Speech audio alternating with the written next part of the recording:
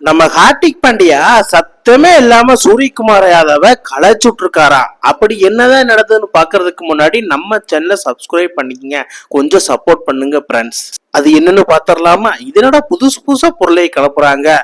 என்ன சூர்யா அப்புறம் நம்ம மும்பை இந்தியன்ஸுக்காக வேற லெவல்ல பர்ஃபார்மன்ஸ் பண்ண, அதெல்லாம் ஒரு பக்கம் இருக்கட்டு.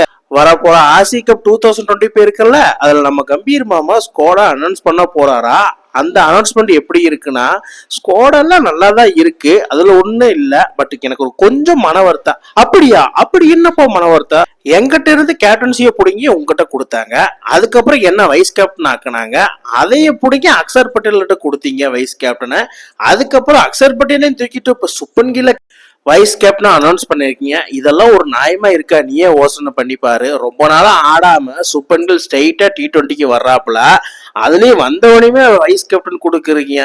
இதெல்லாம் நியாயமா? சூர்யா கொஞ்சம் பார்த்துறதுக்கு. கடைசியா உங்ககிட்ட இருந்தும் கேப்டன்சிய புடுங்கி சுப்பன் கில்கிட்ட கொடுக்க மாட்டாங்கன்னு என்ன நிச்சயம்? பிசிசி கிட்டையும் கம்பீர் மாமா கிட்டையும் கொஞ்சம் பார்த்து இருந்துக்கப்பா. ஆசிய கப்ல நீ கப்பு அடிக்கலினா கடைசியா தூக்கி சுப்பன் கில்லுக்கு வைஸ் கேப்டனா இருந்தத கேப்டனா கொடுத்துருவாங்க. T20 வேர்ல்டு கப்புக்கு சொந்த மண்ணில் கேப்டனா ஆடணுமா, T20 வேர்ல்டு கப்பு இல்ல பிளேயரா ஆடணுமான்னு நீதான் முடிவு பண்ணு சூர்யா. கொஞ்சம் நிதானமான முடிவு எடுப்பா. ஏன்னா எனக்கு நடந்தது உனக்கும் நடந்துடக்கூடாதுன்னு நான் நினைக்கிற அனுபவம் பேசுது சூர்யா. நீ பார்த்து இருந்துக்க. ஏன்னா என்னோட இத இழந்துட்டேன்.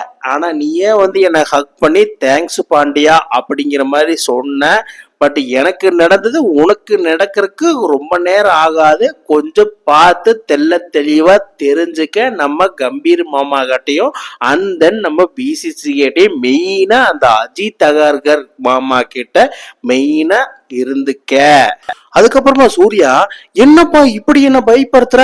அப்ப நான் சொந்த மண்ணுல நான் கேப்டனா விளையாட மாட்டேனா, பிளேயரை தான் விளையாடணும் போல அப்படிங்கிற மாதிரி எண்ணத்துல இருக்கும்போது ஹார்திக் பாண்டியா, ராமச்சா இதெல்லாம் ஒரு சாதாரணமான விஷயம். விர்றா இதெல்லாம் அரசியல சாதாரணமாப்பா.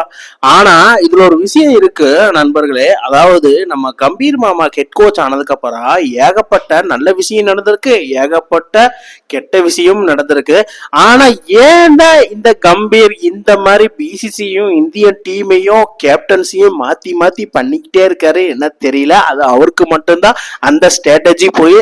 என்னதான் இருந்தாலும் ஃபைனலி கம்பீர் மாமா டெஸ்ட் ஆகட்டும், ஓடிஏ ஆகட்டும், T20 ஆகட்டும், நம்மளுக்கு கப் அடிச்சு கொடுத்தாருன்னா போது. ஆல்ரெடி சாம்பியன் டிராபி வாங்கி கொடுத்தாப்ல ரோஹித் சர்மா தலைமையில. இருந்தாலும் மேலும் மேலும் கப் அடிக்கணும் அப்படின்னு நான் நினைக்கிறேன். அதே மாதிரிதான் ஃபேன்ஸ் ஆகிய நீங்களும் அப்படி நினைக்கிறீங்கன்னு எனக்கு தோணுது. பட் உங்களுக்கு என்ன தோணுதுன்னு கீழே கமெண்ட் பாக்ஸ்ல கமெண்ட் பண்ணுங்க.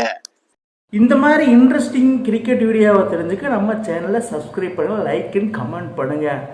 மேலும் மேலும் உங்களுக்கு வீடியோ வந்துகிட்டே இருக்கும்.